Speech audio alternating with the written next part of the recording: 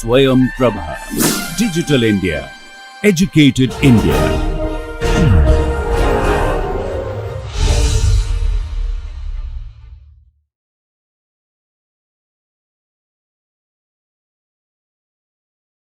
So, as we told that economics is all about how an economy or a society is managing with its scarce resources, right.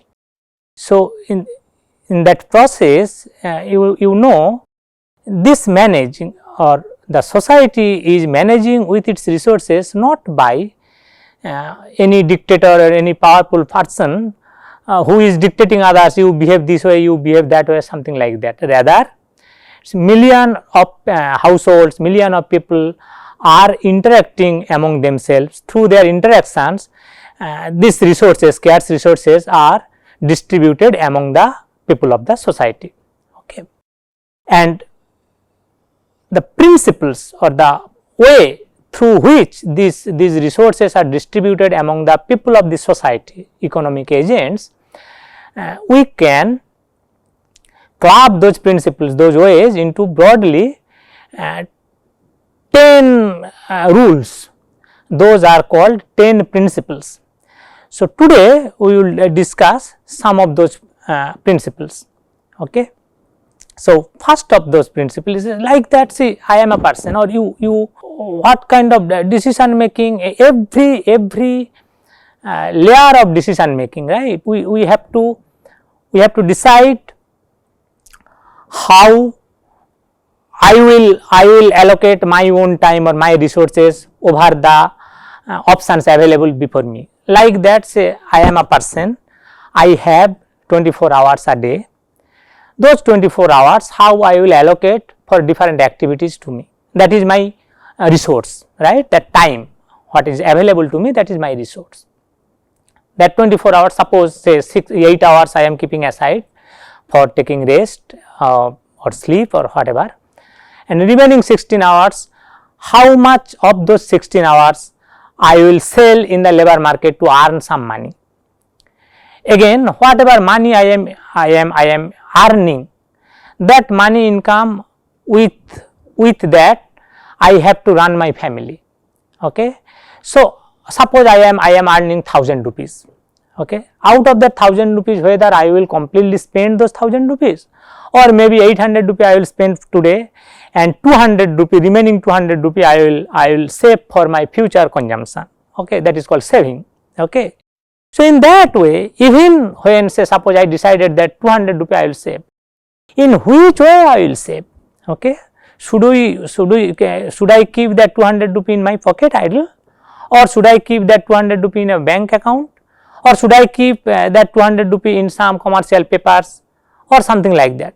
So, every layer of our decision making, certain options are there, okay, and we are taking decision accordingly. Okay. So, exactly that way, all the people, all the households, all the farms, you know that two basic activities in an economy are consumption and production. Okay. And production, the unit which are responsible to produce goods and services, those are termed as farms, and units which are responsible for consumption of goods and services, those are termed as households. Okay.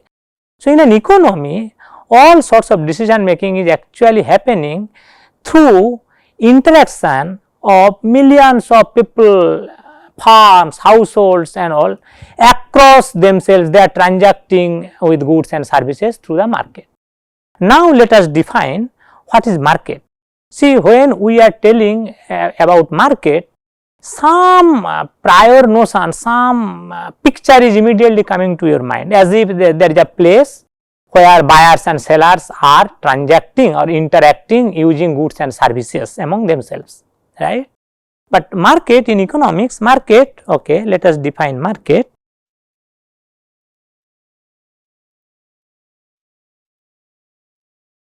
Market.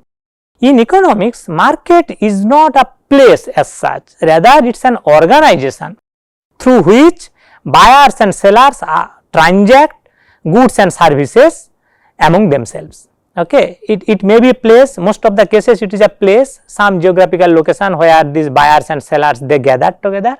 It may not be place also, it may be say website, some internet kind of thing through which say stock market transactions. Okay, you need not go to any place or any as such market. Say there is a web page through which you can log in and you can participate into purchasing or selling of shares and stocks and all those, right. So in economics, let me define or let me repeat again, market is an organization through which buyers and sellers participate in transaction of goods and services. Okay, and in this economics, through this market millions of people are interacting.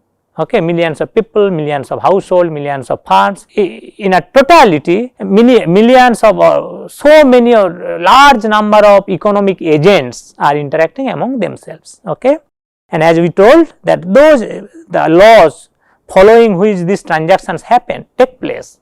Okay, those are roughly clubbed under 10 principles. So those, so today first we will discuss the first principle, that is principle number 1. People face trade-offs. Okay, by this what we are referring, see, just sometimes back we told that at every layer of decision making I am choosing from the alternative available to me. Like when I am going to say save my 200 rupee, whether I will keep in my pocket as idle or whether I will store that in a bank account to earn some rate of interest as well, or whether I will spend or I will invest that in a little bit more risky but more high rewarding kind of investment opportunity, like maybe stock market, right. So this kind of every layer of decision making, all of us face some sort of trade off. Okay, like you being the student, your most precious resource is time, your time, right. So in a day perhaps you have 24 hours, out of that perhaps you are keeping 8 hours aside for your taking rest. So 16 hours, that 16 hours you are assigning, so you have so many subjects you have to study, right.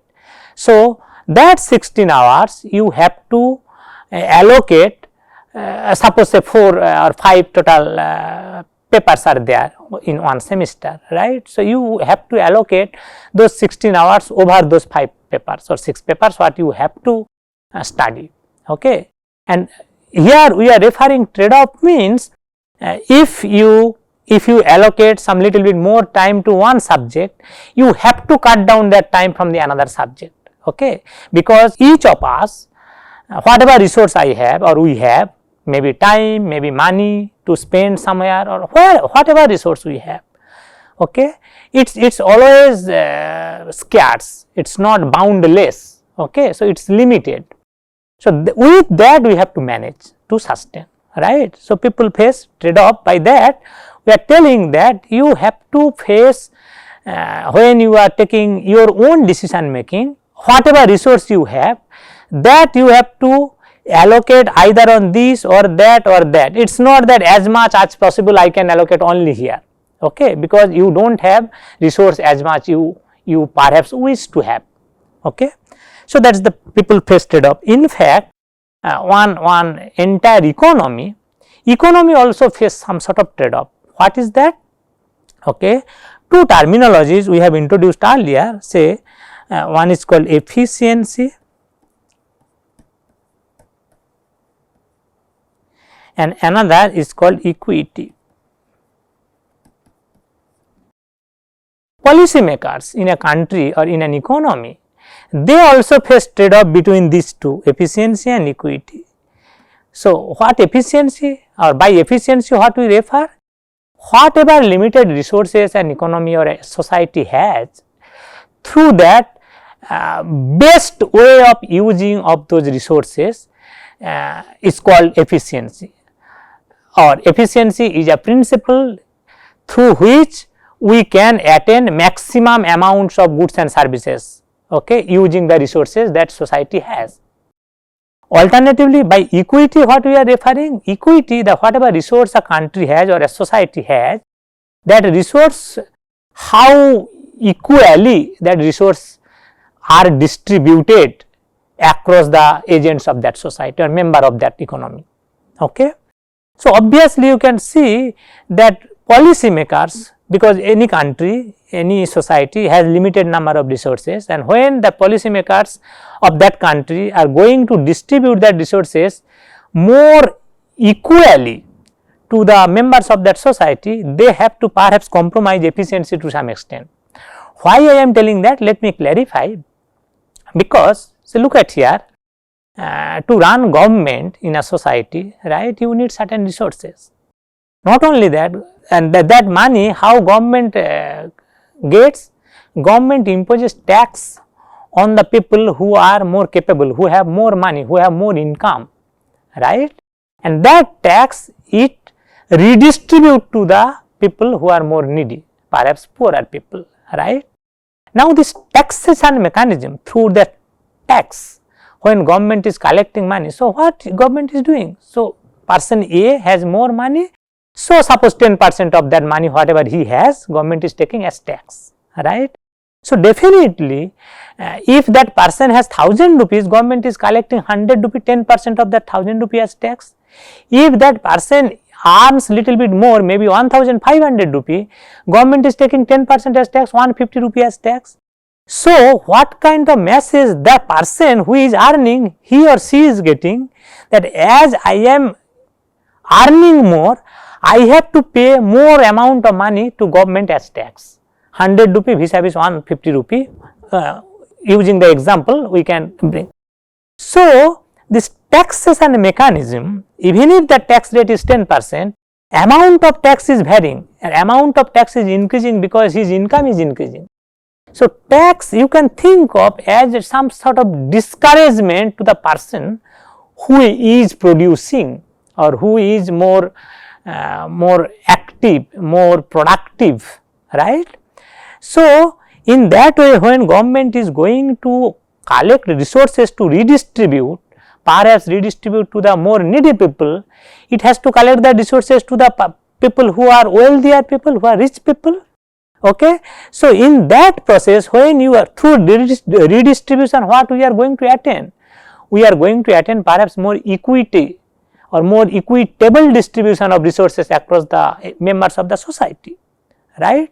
So, when you are trying to attain more equitable distribution, you are actually indirectly discouraging the people who are more efficient, who are capable to produce goods and services more than the other people who are not that much capable, right.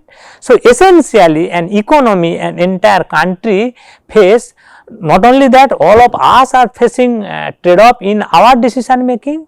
I have some limited resources, I have to proper utilization of that, either this I will use that resources of either this investment or that investment or that investment. Okay. Exactly same way, one country has whatever limited resources is there, sometimes it has to face, or policy makers of that country has to face some sort of trade off when they wants to attain either efficiency or equity. Okay, this kinds of things. So, let me sum up. The first principle is that since any economy, any society, even any individual of within the society, okay, have whatever resources that is limited, it has to face some trade off. Okay. People face trade off, that is the first principle. Let us go to our second principle about cost of something. So, it is cost of something is what you have to give up or sacrifice to get it. Okay. So, when we tell that, okay, see, as I told earlier, any terminology whenever we are introducing here may have some specific definition in economics, right. But apart from that, whenever we are using say market or like cost, right, immediately some kind of picture is coming to all of your mind, right. So, when we are discussing in economics a specific definition, how we define that particular concepts, you see that we are clarifying around that picture what is immediately coming to your mind, like cost. No, say you are going to purchase a pen from a market, right. So, suppose the price of that pen is 10 rupees. Okay. So, definitely we used to tell that cost of that pen is 10 rupees, okay, in the market, right. So, definitely when you are getting that, or when you are willing to get that pen from the market, you have to sacrifice something, that 10 rupees you have to sacrifice, right. So, that we are telling here, cost of something is what you have to give up to get that particular commodity, goods or services. Okay. Okay. So, let us go to the next page. So, here we will introduce another concept called opportunity cost. Opportunity cost. Okay. So, cost in the sense that opportunity cost, and this opportunity cost, first let us discuss by opportunity cost what we are referring, and then you will understand this opportunity cost will help us in decision making when we are facing trade off. Okay. We will take an example. Okay. So, opportunity cost, look at here, we told that cost. Okay. Opportunity cost, we are bringing the terminology because when you are paying or giving up something to get some commodity, right, essentially you are losing some opportunity. In which sense that opportunity? Suppose the example we have given, that one pen, right. So, you are getting that pen from the market and giving up, for that you are giving up 10 rupees. So, when you are giving up 10 rupees, necessarily you are losing opportunity of getting something else which you could get using that 10 rupee, right. So, in that sense cost you can think of as opportunity cost. When, let me repeat again, when you are giving up something, you are losing the opportunity of getting something else by which you are giving up, by that you can get something else. Like that example, by 10 rupee, when I am giving to the market or the seller of that pen to get that pen, if I do not purchase the pen, I can use that 10 rupee to purchase, say, some food items, right. In that sense, in economics, cost mostly are referred as opportunity cost. Okay.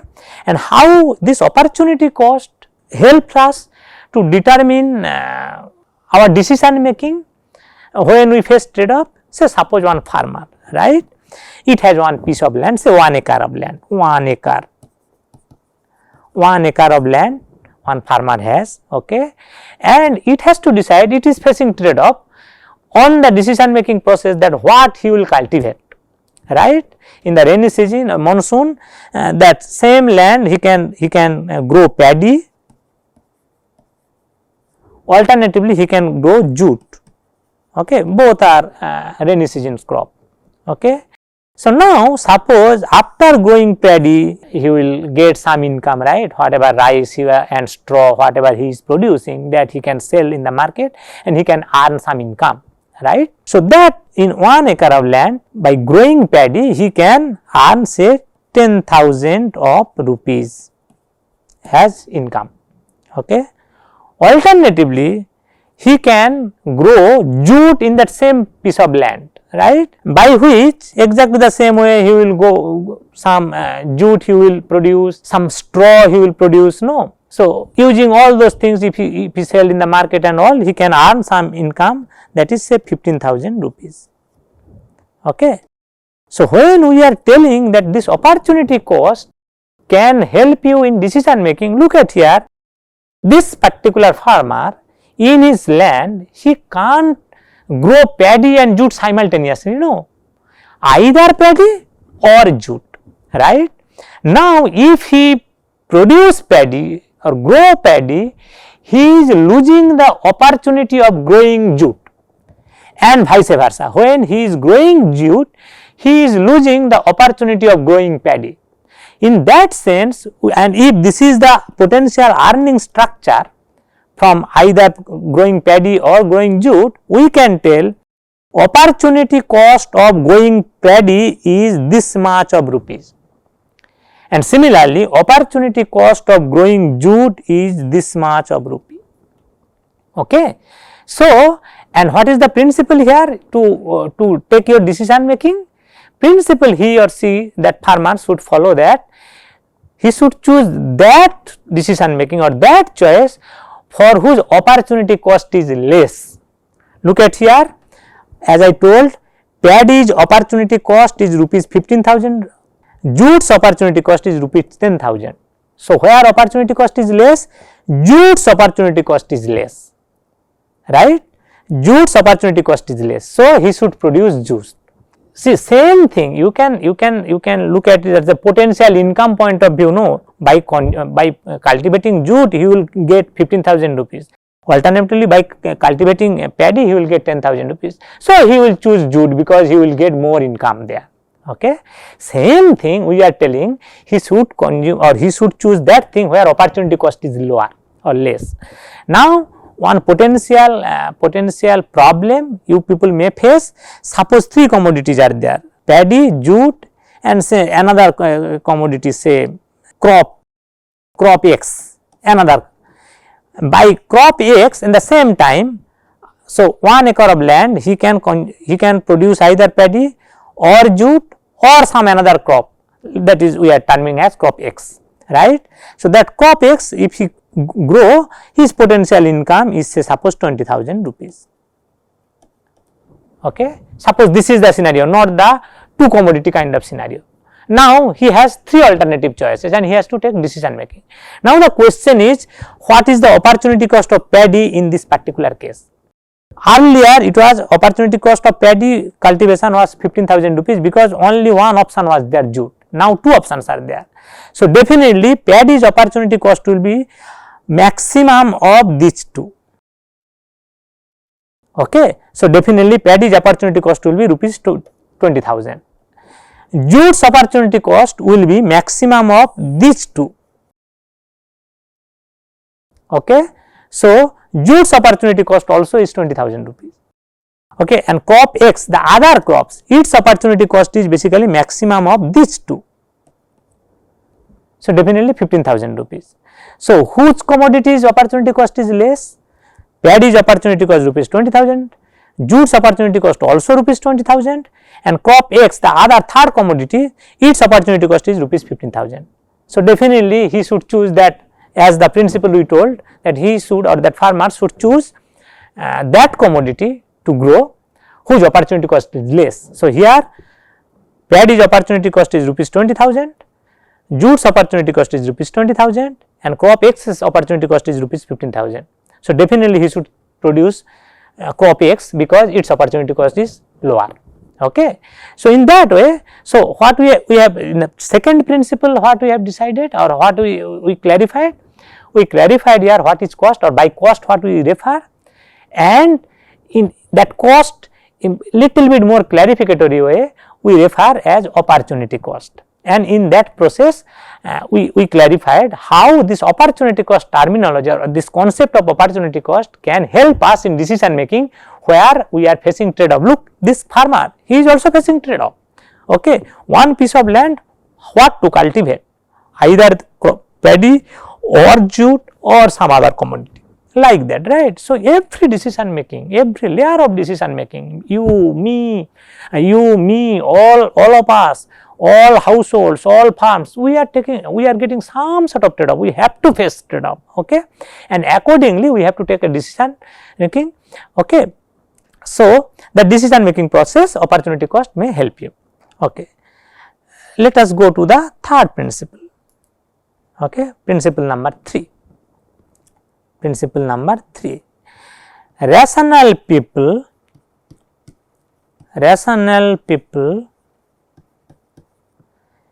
think at margin. Okay. First, let us clarify by rational people what we are referring. Okay. Rational people, a person or people are called rational when those persons are deliberately, very judiciously taking the decision making, or when they are facing alternative opportunities, alternative trade-off kind of situations, they are choosing the best one to achieve their goal or achieve their target. Okay. Deliberately, very consciously they are choosing the best of those alternative options available to them, so that will be the most beneficial to them. In that sense, we are referring the people who are that kind, who are deliberately taking that kind of decision making, those are termed as rational people. So, rational people think at margin, by which by this what we are referring in economics, as we will move chapter again chapter, right, and subsequent economics discussion, you will realize that concept of marginal thing or at the margin, that concept is so important at our decision making process. Okay. Let us give an example. Okay. Say suppose say one flight, okay, Air India flight, it is flying from Delhi to Mumbai. Okay. So, one trip from Delhi to Mumbai, it has to incur say rupees 3 lakh, okay, this much of rupees. Okay. And suppose that flight has 200 passenger seats, right. So, you can get that per passenger how much cost it has to incur. This is the cost of one trip from Delhi to Mumbai, right. So, 200 total seats. So, per seats its cost is basically rupees 3 lakh, okay, by 200. Okay. So, that will be rupees